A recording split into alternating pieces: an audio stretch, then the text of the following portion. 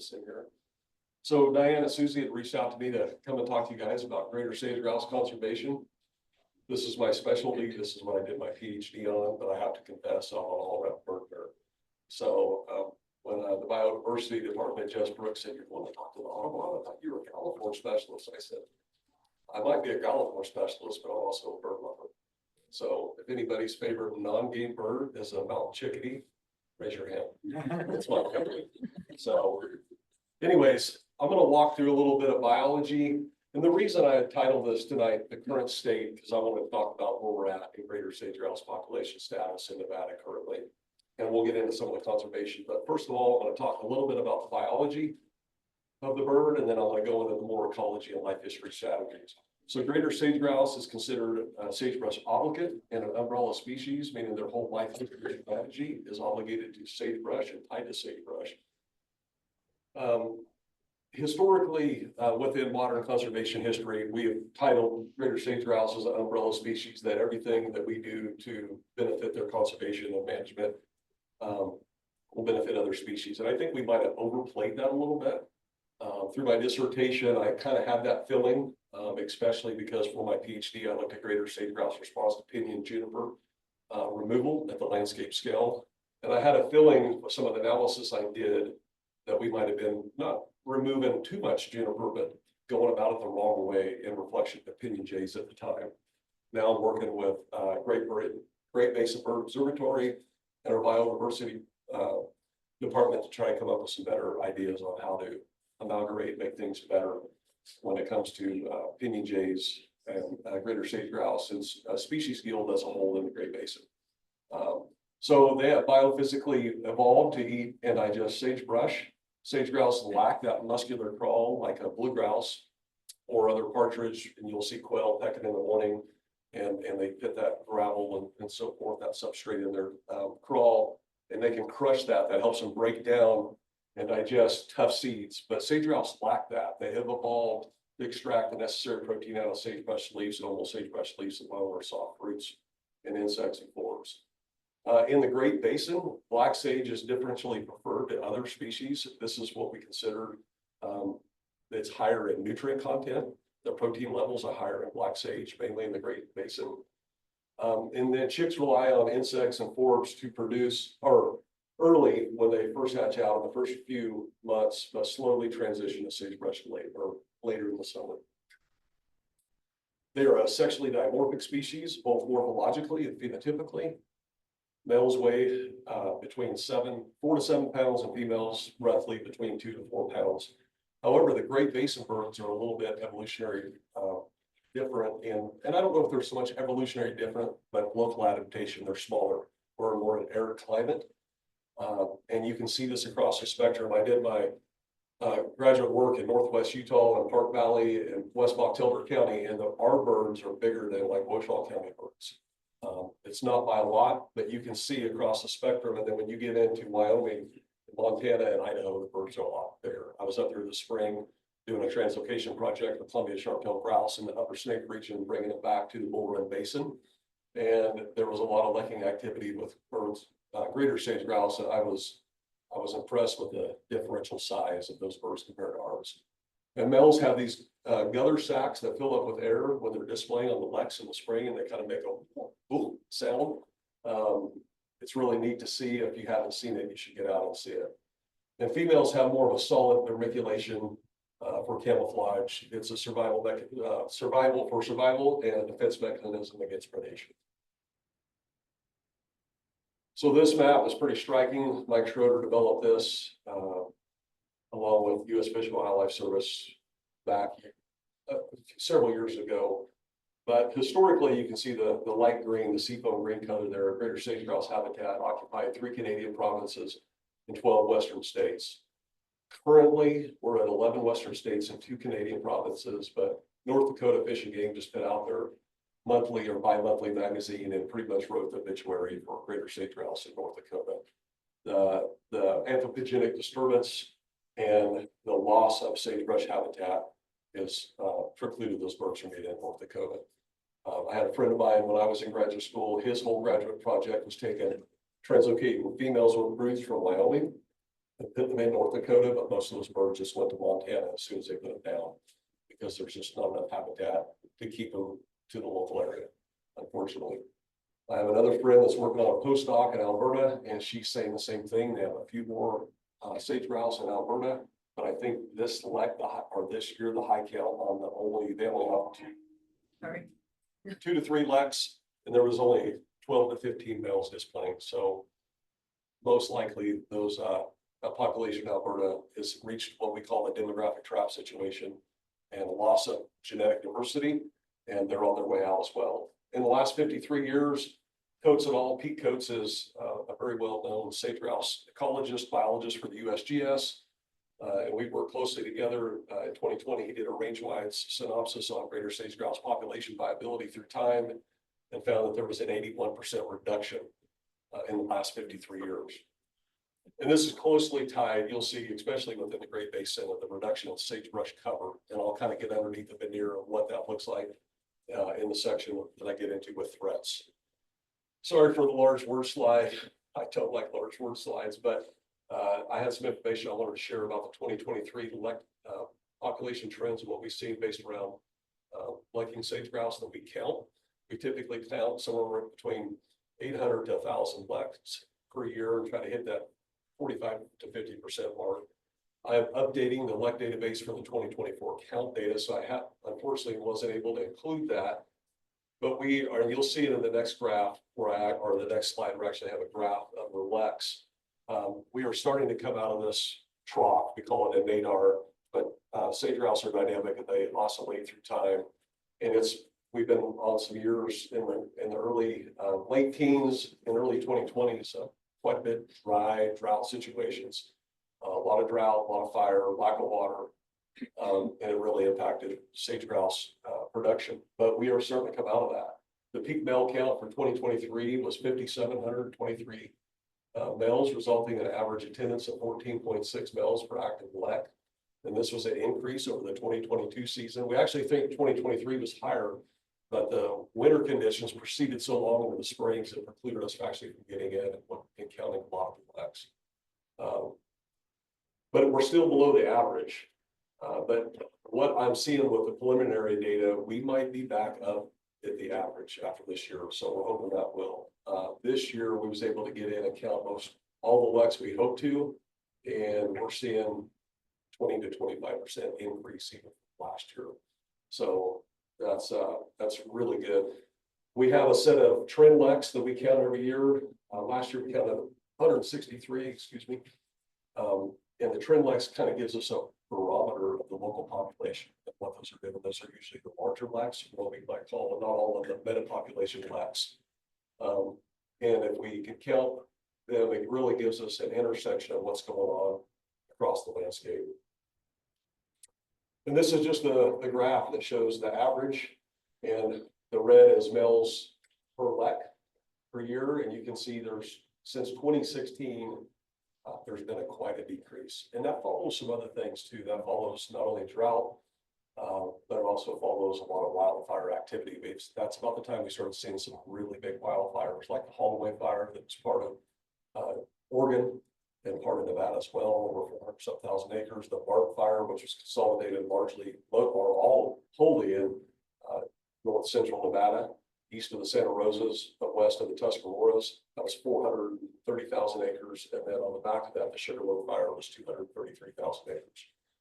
So that's some of the reasons, and we'll kind of get underneath the hood of that in a minute. I want to switch over to talking about ecology and life history. So males lek in the, well, it's got rain.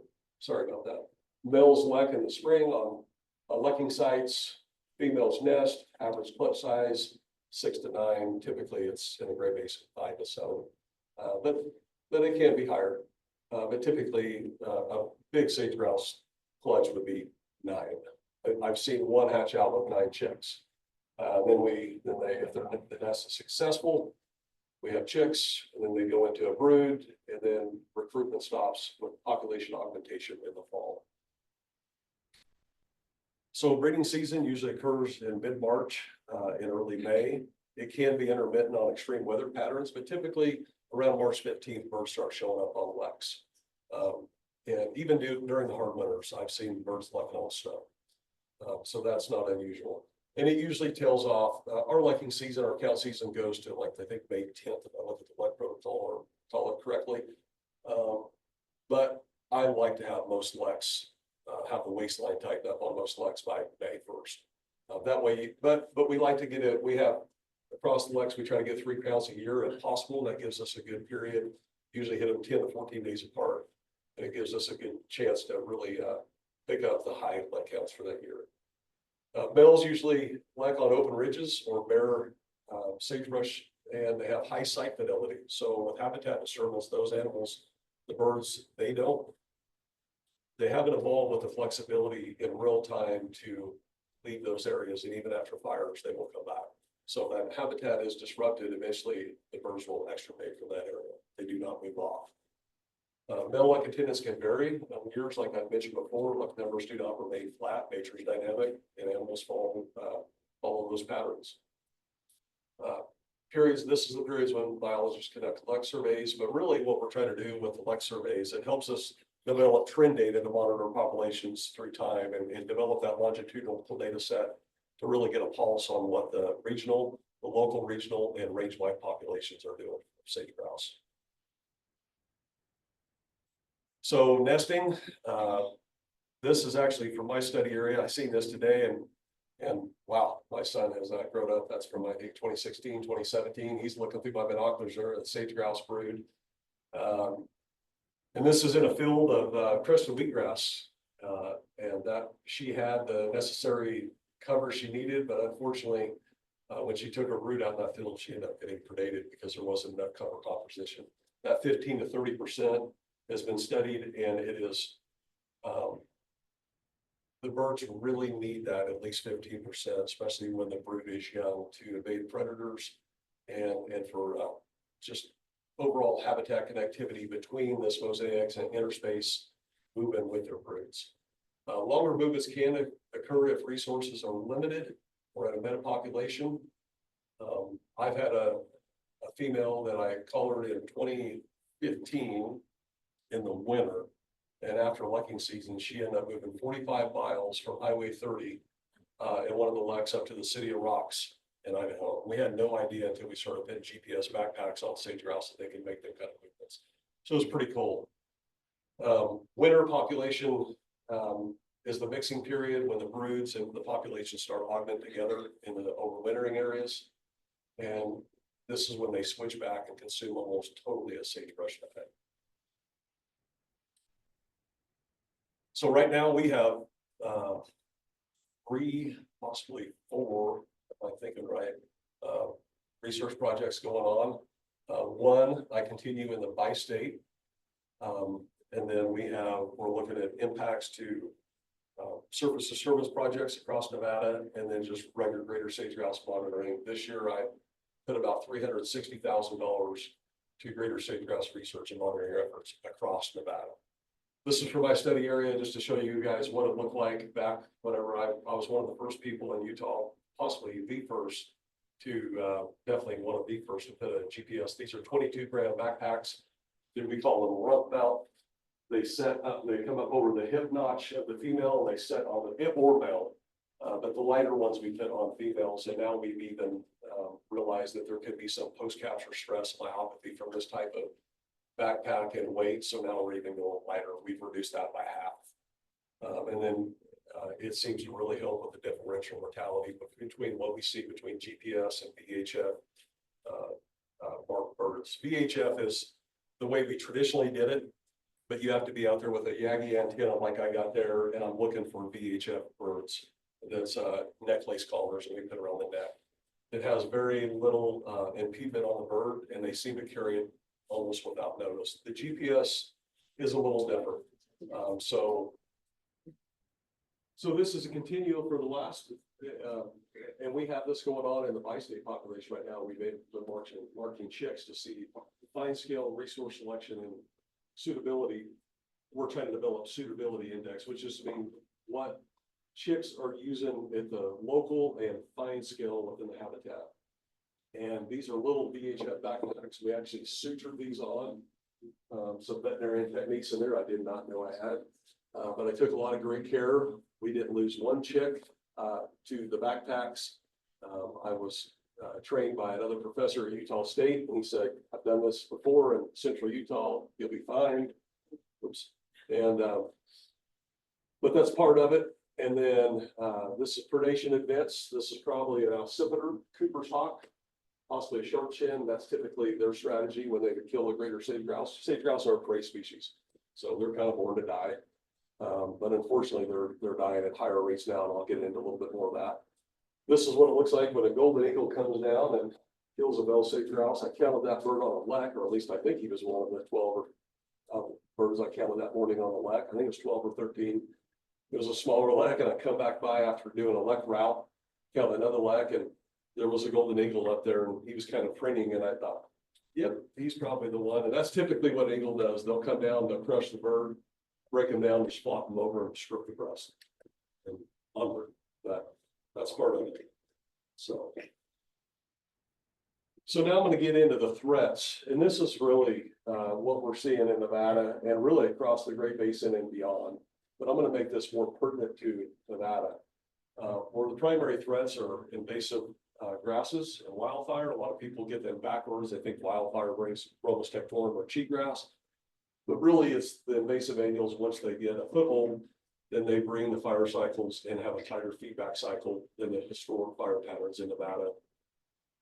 And then pinyon juniper encroachment, climate change. A lot of people don't talk about climate change just because it's kind of a ecological driver we don't really know what to do with at this point, but I bring it up because we can see it through time, through data that, especially tree ring data and vegetation composition, changing across the landscape in real time now across the last 50 years. So it's definitely a driver. Things are changing, and we're trying to get a better handle on how to predict maybe going forward population trends and how to meet some of those management goals through time. And then human development, I separated this out from anthropogenic disturbance. When I talk about anthropogenic disturbance, I'm mainly talking about renewable energy and non-renewable energy and mining and power lines and infrastructure for power lines and for we don't have a lot of oil and gas here, but there is quite a bit of renewable energy coming in that's on a scale that we are really trying to get a handle on actually how to adapt our management strategies for the scale, these utility scale solar projects that we just never had to deal with before. Predation, I don't usually put a big emphasis on predation as far as having a direct, what we call bottom up, top down being predation. But when I'm talking about predation in this context, it's normally around common ravens. And I have some breeding bird surveys, and it talks about their population explosion due to the anthropogenic subsidized resources across Nevada in the last 50 to 60 years. So these are pretty stark when you look at this. This was Fish and Wildlife Service put out the Sage-Grouse Design Integrity analysis in 2021, and it shows a 71% decline in core sagebrush habitat in the last 22 years in Nevada. And that core means large, healthy, intact, good quality sage shrub cover, but it's really sage with a proper perennial understory blue bunch wheatgrass, Idaho fescue, the normal perennial understory grass species. And then you can see in a 20-year period, when you look at those numbers, that's pretty stark. This is a similar map done by Chad Boyd's lab up at ARS in Oregon, USDA Research Center. And this is a little bit more of a fine scale map. And it kind of dives underneath the hood a little bit more of what's going on in Nevada and the Great Basin, and they're part of Oregon and the Columbia River Plateau area, Columbia Basin. But from 1986 to now, there's been an estimated 70.1 of potential sage-grouse or sagebrush habitats to 35.5 of potential habitat, that reduction. And unfortunately, we're not at this point, we're doing everything we can to stop that. But it is, it seems like we're kind of pushing in a dam that's kind of breaking around us. Another big one that I preluded for or talked about at the beginning was fire. Invasive annuals, cheatgrass have really established themselves in the last 50 to 60 years in Nevada. And they have tightened those fire cycles from every 50 years in Wyoming type. So you have your upper level habitat that is more what we call mountain sage. It's a little bit more mesic. The precipitation regimes are typically, they're more in that 8 to 12 precip, maybe even 14 to 15, and coming that 6,000 to 6,500 foot on up to 9,000 foot elevation. But down in a lot of the Wyoming sagebrush habitat, which is mid elevation, that is where fire is reducing a lot of our sagebrush cover, which is kind of the overwintering population, that transitional period between when the hens are moving their broods up to some of that better habitat. And you can see through time, and I need to actually update this because this is probably over 6.5 million acres now, especially when you're looking at the Martin fire, the Holloway fire. And this area here is that you can see up here in this top corner. This is a lot of the area, and we've lost that area across the black and some of those red and orange. That March fire really decoupled that population, and we're trying to do what we can to uplift that habitat and bring it back into, as much as we can, a functioning sagebrush ecosystem. And when we can reconnect those populations from the central part of the state back to the more eastern part, kind of the western eastern part of Tuscarora, the Independence Range, the Wahhees, we got our work cut out for us. But I will say a shout out to the BLM. They are really doing a good job here as far as the habitat restoration uplift success in that area. And like I mentioned, this is a fire cycle. Low frequency fires would come in. Sagebrush is not root sprouting, so when it burns, it kills the plant. So we have to go back in and reseed it. That's hard to do because a lot of sagebrush plants, they look very similar, but they're locally adapted. And this is that natural fire cycle. Grasses and forbs dominate. Grasses and forbs to shrubs. And this is primary succession, secondary succession, and then like later climax succession. But unfortunately, cheatgrass comes in and it closes that fire cycle because it burns every 3 to 12 years. So it locks it in. And what we're seeing is, this is kind of a late summer traditional landscape, kind of Wyoming sagebrush up here on the toe slopes, the shoulders of the mountains. See a little bit of cheatgrass coming in here, a lot of blue bunch wheatgrass up here, what we call sandbirds bluegrass down low, probably a little bit of fescue up on top. This is a range that we can deal with. This is something that's still got some what we call R&R, resistance and resiliency. But what happens is it turns into this, and this is not a functional habitat for sage-grouse. This is a monoculture situation. And it reduces the functionality of the habitat to where birds they don't use it.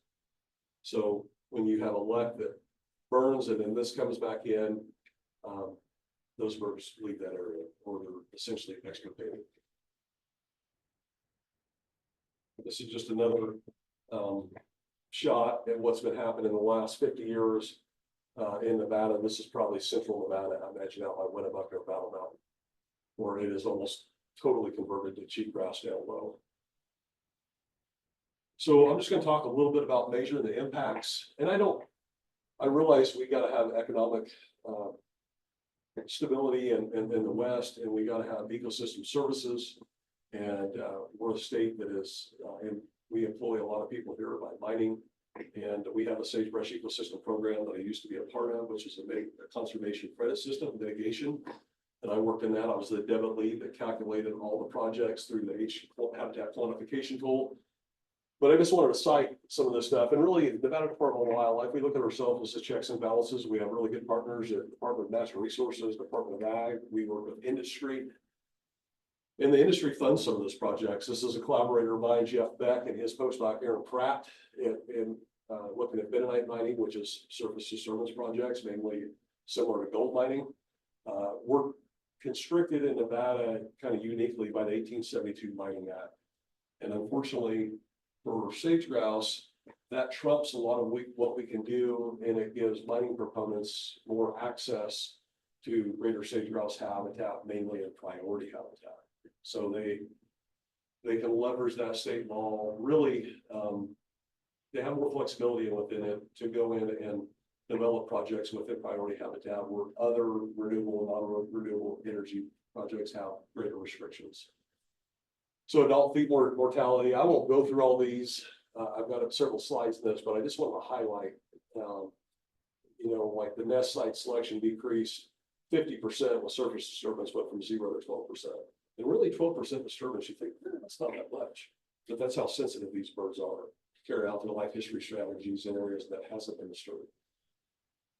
Signifies also knockoff effects. Knockoff effects is unintended consequences in ecology, and that could be, it's not just nest site selection, but if there's not nest site selection, then we have reduction in nest success, lower brood success, riskier choices for females, because they're moving into areas with lower habitat memory and connectivity and continuity. So they're typically more predated in these areas. They get into novel environments. Renewable energy and non-renewable energy, I've got a saying that, and I don't mean it in a negative way, it sounds negative, but I look at it from a wildlife standpoint, and there's nothing green about green energy for wildlife, especially in the areas where it's got the bullseye on it. What we're seeing with a lot of green energy projects was geothermal, especially wind and solar, is they are utility scale projects that we're trying to mitigate for. In other words, they're global, we call them global scale. They're large scale projects that we're trying to mitigate for on a regional local scale. So it's a misalignment of scales, not only physically, but it's hard to align those management goals. How do you, when you have a projects come in, that's a 20,000 acre solar field, like how do you mitigate for that locally and regionally? It's hard to.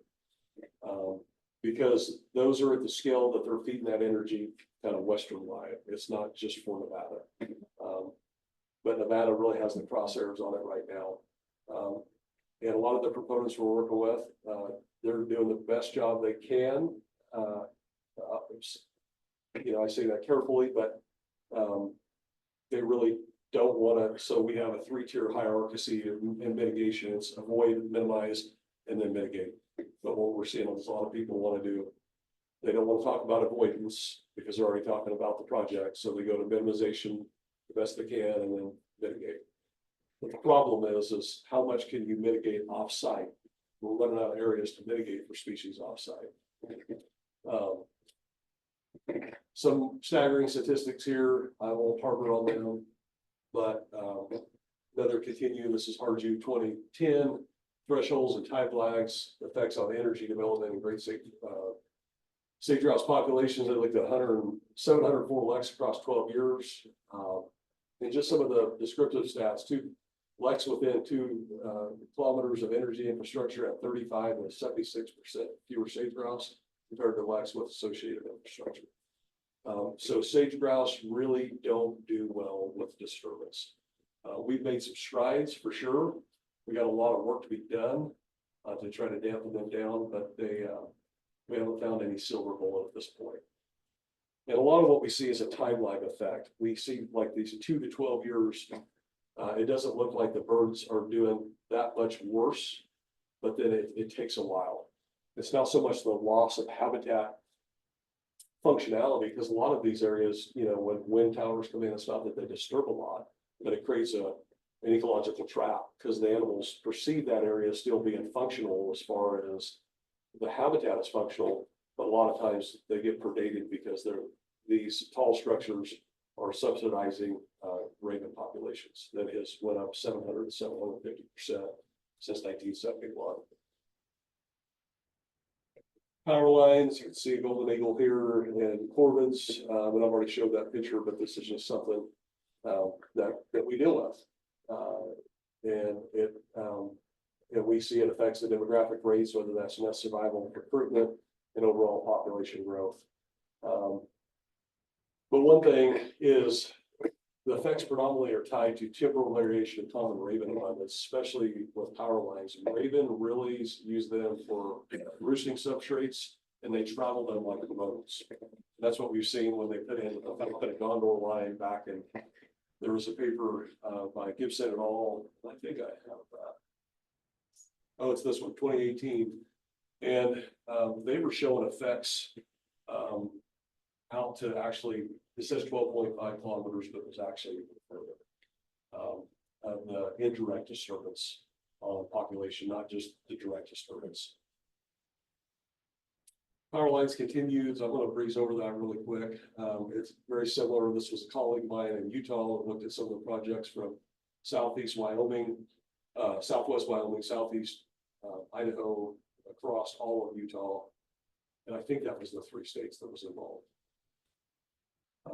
Some really good takeaways come out of this, though, is how we might be able to dampen down effects if we apply some very strategic adaptive management strategies. And a lot of these proponents are on board. I don't want to take like they're the enemy. They're doing what they can too. So we're working at the table, but it's hard to figure this stuff out in real time.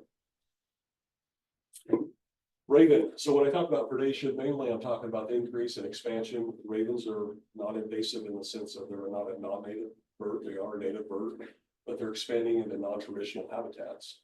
So from 1971 to 75, you can see the breeding bird survey data there. Look at 2017 to 2022, and look at Nevada with a lot of the anthropogenic disturbances, because Nevada towns up in the middle of Nevada, other than Reno, which is consolidated in the west part of the state, and Las Vegas to the southern. You look at this, like, why so much raven population? A lot of that comes from anthropogenic structures and subsidies.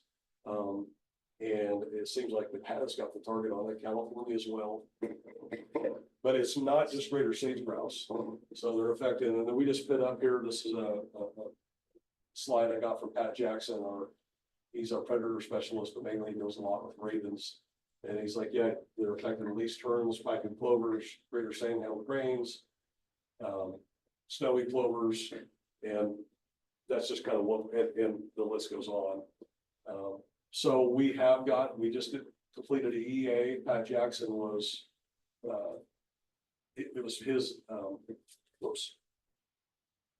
his working with the ES department, or the endangered species side of the Fish and Wildlife Service over in the Sacramento office, was paramount. We got the raven take up from 2,500 to 12,500, actually to 19,400, but the remaining from 12,000 to 19,400 is for desert tortoise habitat.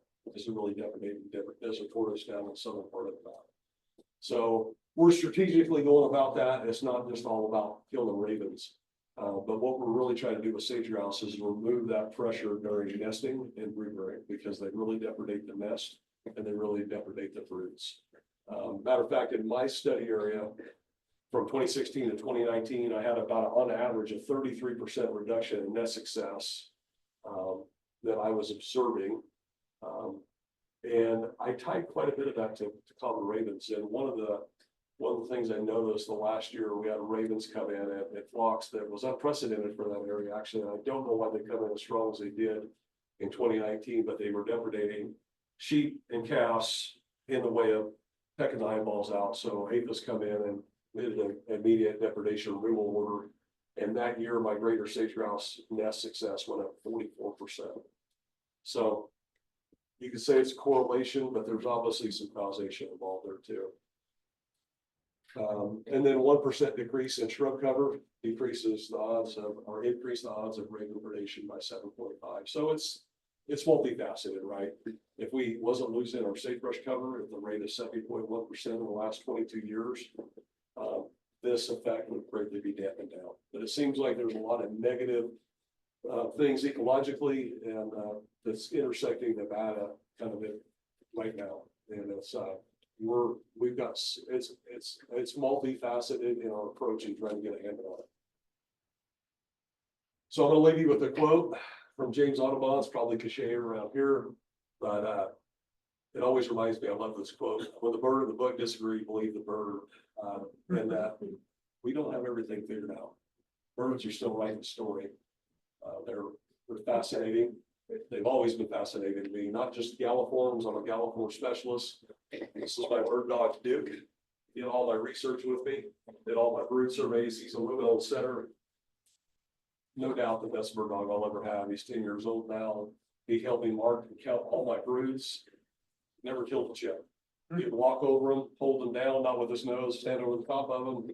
And so with that, I'll take questions. I hope that wasn't too much information.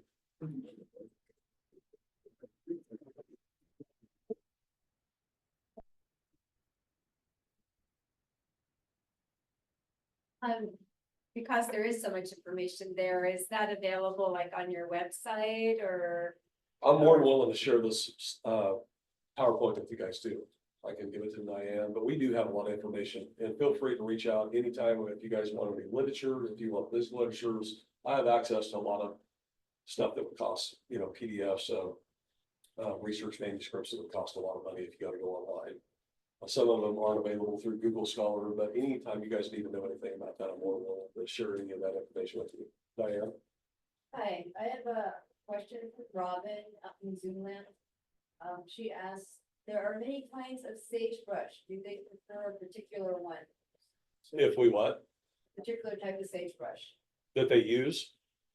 So, yeah, so for nutritionally, like I said, black sagebrush is selected for nutritional quality, but as far as nesting habitat, Wyoming sagebrush, mountain sagebrush, and big sagebrush. But I would say in Wyoming or in Nevada, ubiquitous sagebrush, kind of that lower mid elevation habitat type is Wyoming sagebrush.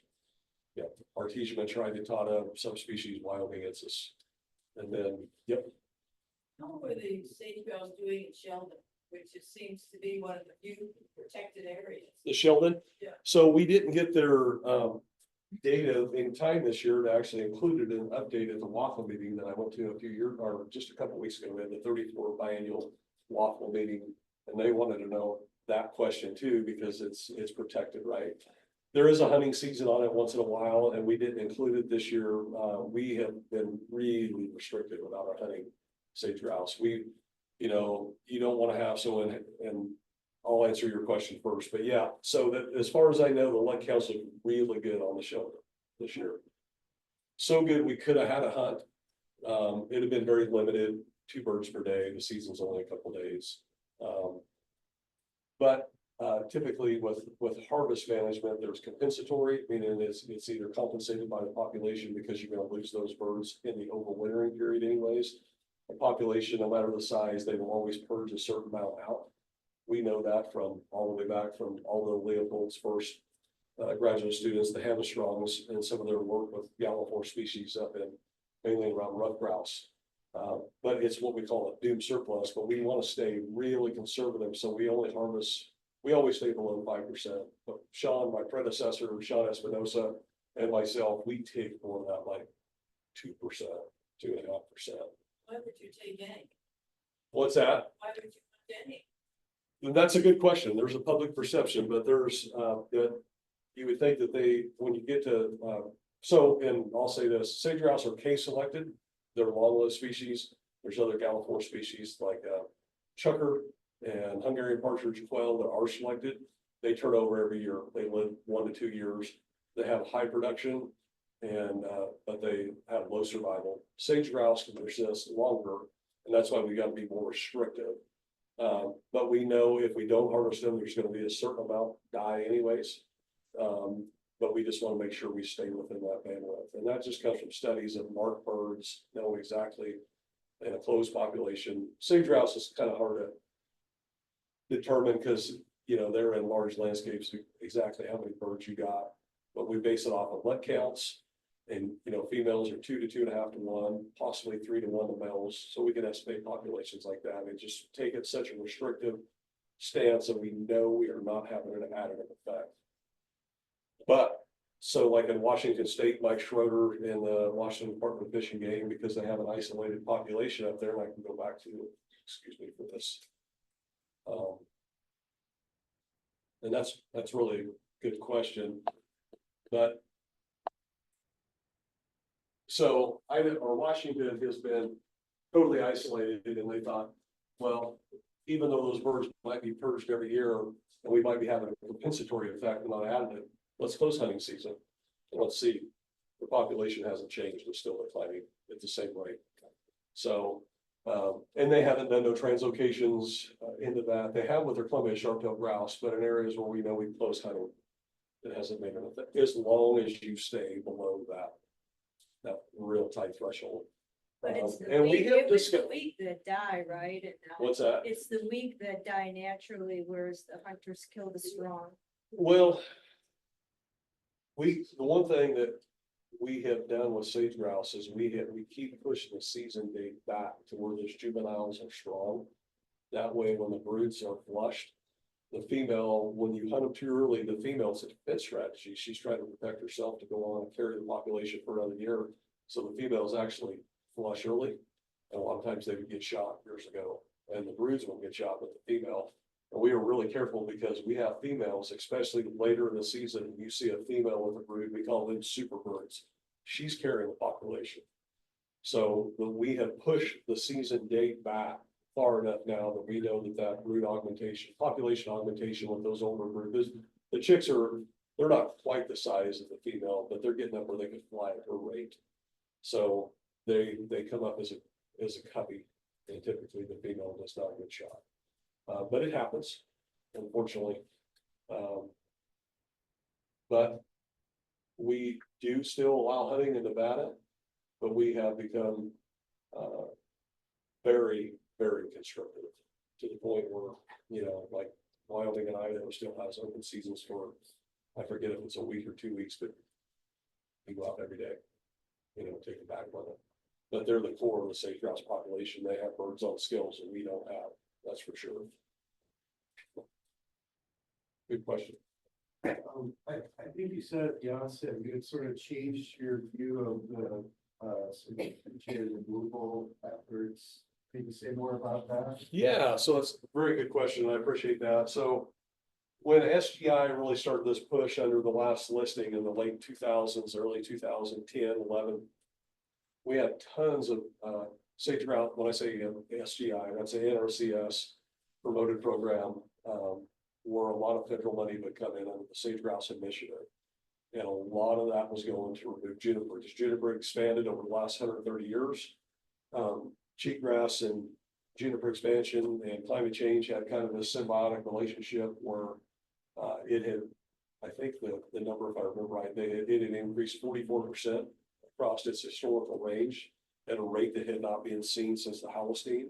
So we knew that there was either climate, and it was also driven by invasive annuals that we had, especially down that lower Wyoming area, and especially in the Great Basin.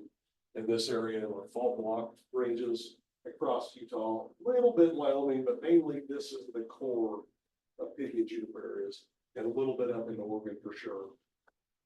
And we would see, especially when we would go in and remove the juniper, sage-grouse would immediately occupy that area because it would be opening up habitat. But what we did, it was all about scale. We had a lot of money, and ranchers the money was flowing in, and ranchers was more willing to get on board and prevent a listing. We was trying to prevent a listing for Greater Sage-Grouse becoming threatened because the population at the time, as far as numbers, didn't justify a listing, but it was the decline of what was happening and loss of habitat in such a short amount of time. But one thing, what I was noticing, and I used something, not to get in the weeds, but I used something in my dissertation when I looked at this. I used what we call a resource selection strength function. And it was to see not only if the birds was selecting for these treatment areas where we treated and removed the junipers, but the strength of selection. And what I found out through that interesting fact was it wasn't so much the scale that we was removing them. In other words, how many acres, it was the placement of where these birds were at. If there was in adjacent populations of sage-grouse to come in and use those treatment areas, and it was mainly they were using certain parts of the treatment. But I think what hurt the pinyon juniper or pinyon jays was not so much the scale, but when we got up close to when we kind of ended the cut lines, we just kind of created this clean waistline effect, just a clean edge. And what we found out through folks that are also Greater Sage-Grouse researchers, Dr. Dave Dogger and Dr. Eric Thacker at Utah State. Now they're actually researching pinyon jays. They're unlocking a lot of things that we didn't know. We thought they used what we call phase 2, phase 3 cover class woodlands, which phase 2 is more 10 to 20%, phase 3 is thick trees, 20% above. They're actually using that interface, kind of that phase 1 with sage-grouse. And they like more of a serrated edge. So we can actually remove the junipers up, the thick junipers. It's a win for them, but we need to leave more of a patchy mosaic, kind of a serrated, kind of kind of a Christmas tree tooth looking effect and leave trees placed on the landscape. So I think we're gonna be able to come up with a strategy where we can at least dampen down the effect of the of any negative effects we've had and try to, I mean, compromise is not a four-letter word in conservation. A lot of times it is when you look at single species focus. The one thing I'm trying to change is look at species guild or an ecosystem focus, down overall more ecosystem health. And we're unlocking a lot of neat things with opinion jays that are fascinating that I didn't know, but I really think we can come up with some strategic management strategies that can benefit both species.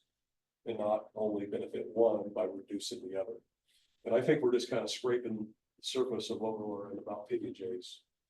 Because I think they've kind of been overshadowed in the past. What we know, the Great Basin Bird Observatory just did a opinion jay workshop for 2 days down at the TNC building, our ranch in Minden. It was fascinating to see kind of some of the habitat they're selecting for. And it's really at the interface of, like not to be redundant than what sage-grouse is using. I thought that they were more consolidated than thicker woodland stands. And they like more of that kind of patchy frame, that patchy mosaic junipers that kind of fade in, to sagebrush habitat and mainly down lower in that Wyoming habitat. They don't use a lot of the upper above the what we call fluvial benches, kind of up in that upper rootberry area, late summer area of sage-grouse when they move a lot of their chicks upslope to 7,500 feet above up in the mountain sage habitat. It's mainly that lower waistline where we have been removing a lot of pinyon junipers. So I think there's some work to be done, but I know Dr. Pete Coates, Dr. Cam Aldridge, and a lot of the folks that I know in the sage-grouse world, we've seen this coming, but they don't have their backs turned toward it. I think we're all gonna lean into it. We're gonna figure it out. The analytical techniques is there as far as the ability to analyze some of this stuff. But really at this point, we just need to get more data, more count data and more demographic locational data on pinyon jays. It's limited. Most of the data that we're using for you folks are Great Bird surveys. Local birders that's going out and being involved in taking some of these surveys. So the more data, the better. Coming up with strategies that could possibly benefit both birds. And if we can't benefit across all conservation actions, both birds at least dampen the effects it down, and where we have those populations of pinyon jays and sage-grouse interacting in the same environment might not have, or try to eliminate having too negative of an impact. So yeah, really good question. When a big project comes in, like a big solar project, and you're talking a lot of acreage, are they coming in and building those on top of sage, or are they they're not picking like an open area with nothing, they're picking the sage? Yeah, so they removed the sage. We call it there's the direct disturbance footprint. And then that's kind of the median to coming in, and then there's the indirect, all the associated effects of roads, infrastructure, predation, constant movement through the habitat, light pollution, noise pollution. And what we're seeing a lot, especially out in eastern Nevada, like on the Pinyon and Cortez, that it looks like unfortunately, like a siphon at this point, like a French drain of a PVC pipe that's had a lot of holes drilled into it. We got so many projects that it's like a ripple effect in a pond that we have indirect effects overlapping with other indirect effects. And we're getting, the direct effects has an immediate disturbance effect on the sage-grouse, but what we call press disturbance or disturbance that lasts after initial construction, that is mainly driving the indirect effects. It's lasting. A lot of the mining operations aren't huge. It's just all the associated disturbance that comes with it. And then your energy projects, it's not so much, there is some indirect, but it is the physical footprint, because what we call their global scale utility scale projects, 6 to 20. I know I'm looking at them. I see them I have to make comments on them. And, for the Department of Interior, BLM, and it's just a misalignment of skills, and I don't know how to handle this in real time. The BLM is doing what they can with they're going through their land use plan, their adaptive resource management. We call it the ARPA. It has a lot of exemptions and protections for greater sage-grouse.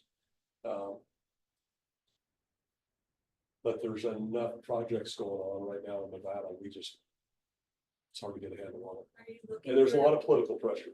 Are you looking for public opinion to write some of these people and say, And we have, picking this area? yeah, so we have, the problem is and I don't know, I tell Sean this, I'm like, there is some weird correlation with gold in Nevada.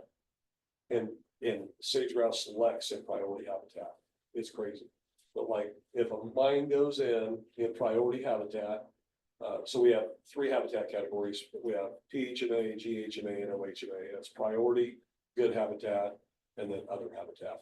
Priority is the core, and it's delineated by Lex. So Lex determined that priority habitat, and then we have polygons around that. That's how the analysis is done, and it creates a patchwork of mosaics of red. I wish I would have a map of it, but you can see the way we delineate it across the state, but it seems like a lot of the mining operations were the best locatable minerals. It's not their fault, is right by Lex. We have one project right now that has the potential of eradicating 7 active Lex out in eastern Nevada. It's hard to mitigate for that. You know, they're being compliant and they want to work with us, but it's like, the problem is like, you can build it somewhere else, but it doesn't mean the birds are gonna come if there's not birds there already. So one thing before I left the Sagebrush Ecosystem Program, I helped to get a population layer involved in the HQT where we wasn't only analyzing the loss in habitat, but was actually analyzing loss in population to offset not only habitat, but also population within the mitigation framework. And it's expensive. Mitigation is millions and millions and millions of dollars. And then it's durability through time. You know, how I am really trying to work through a lot of our credit projects with the Sagebrush Ecosystem Program. We have a demo lead down there that represents him now. She's my successor. And we are really trying to come up with strategies to pick the best areas for credit projects. And everybody's on board with that, even the proponents, because it makes them feel better to do offsite mitigation areas. It's actually going to work. Problem is, we're running out of areas on private. Most of our credit projects are on private property. And now these projects have enough debits that they got to offset through credits that we're going to have to go to public land and figure out how to do restoration on public land for these larger, what we call debit projects, because we just don't have enough private land. So if, say they remove that site, through development, and then they do restoration afterwards to restore the habitat, can you get sage-grouse back into the site? Typically, no, and unfortunately, and we haven't seen a lot of that. We have seen some. We've seen sage-grouse come back in and move and use habitat restoration areas, especially in the form of conifer removal. But it tends to lower the habitat functionality down within the areas where there's disturbance for a long enough period. By the time reclamation actually happens, it's too far post-project, those birds is gone. And unfortunately, we haven't seen a lot of active reclamation. I think mining proponents are getting better at that. I've talked about a few, I've come up with an idea of accelerated recreation, or reclamation, maybe in real time doing it as they're moving to different parts of that mine. Not that the birds would come back in and use it right then, but at least they would be ahead of the curve and get some plant species established back in there in areas that they've already kind of closed off. That way it could be an accelerated process. You know, a lot of mines come in and they work 10 to 20 years and they're gone, and that population is already kind of gone. I still think though, I mean, we don't know everything, and I do want to see that definitely those areas restored. Because we're not only talking about, a lot of times these projects going in, we're talking about mule deer, talking about antelope, talking about the hot cutthroat trout, water sources being drained, mine's been a lot of pull on underground water, talking about pygmy rabbits, that's in my purview. I work with them and biodiversity on that. So I'm focusing mainly on sage-grouse here, but there's a lot of other associated impacts to those species that we have to think about and try to accommodate management strategies that benefit them as well. So it's super multifaceted.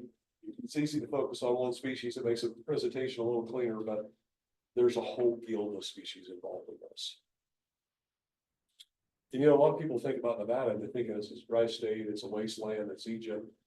But it is a tremendous place, you know, and there's a lot of biodiversity out there, and animals ecologically adapted and evolved to deal with these landscapes. Unfortunately, they're having a hard time. I call it real-time plasticity, the ability to have ecological plasticity to adjust with climate change and fire. But the animals have shown resiliency, and we still have sage-grouse. We still have big rabbits. We have all the species as a whole that we've had, but we're seeing a decline in them. It's alarming. I'll just be honest. You know, I try to be a glass half full guy instead of half empty, but I'm not Pollyanna either about it. There's some realistic things to look at. And sometimes it can be kind of demoralizing, truthfully, to be honest. And there's a lot of politics involved. There's a lot of things that you have to navigate to get a lot of this done. Even if everybody's on board to try to move in that direction, because everybody has different stakes in the game. So